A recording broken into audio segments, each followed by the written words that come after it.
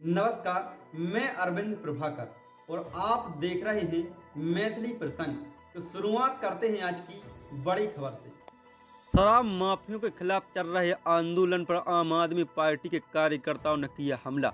बड़ी खबर दिल्ली से है, जहां दिल्ली के पश्चिमी विनोद नगर के विधायक मनीष सिसोदिया के ऑफिस के सामने खुले शराब की दुकान को बंद कराने को लेकर चल रहे धरने पर अचानक आम आदमी पार्टी के कार्यकर्ताओं ने पहले तो लाउड स्पीकर वाला रिक्शा लगाया, फिर वो रोड की दूसरी तरफ चल रहे धरने की तरफ से हमला बोल दिया।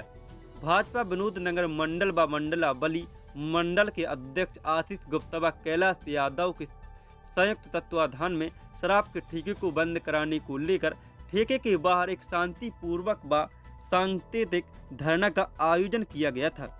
धरना पूरे दिन चला। धरने पर बैठे कार्यकर्ताओं के द्वारा मनीष सिसोदिया और पार्षद गीता रावत चोर के नारे लगाए जा रहे थे, जिससे बेफर कर शाम को अचानक विधायक मनीष सिसोदिया के ऑफिस के सामने कुछ आम आदमी पार्टी के कार्यकर्ताओं ने हाथों में बैनर व पार्टी के सर पे टोपी लगाकर वहां आए और गाली गलौज तथा मारपीट करने लगे, जिस कारण वो धरना उग्र रूप ले लिया। जिसके बाद पुलिस के साथ मिलकर जबरन धरने को खत्म कराने की कोशिश की गई। खास बात यह है कि यह उपद्रव 1 घंटे तक चलता रहा। इस दौरान भाजपा के कुछ कार्यकर्ताओं के साथ उनकी झड़प भी हुई। फिर पुलिस के हस्तक्षेप के बाद धरना को शांत कराया। दिल्ली से विनय झा की रिपोर्ट।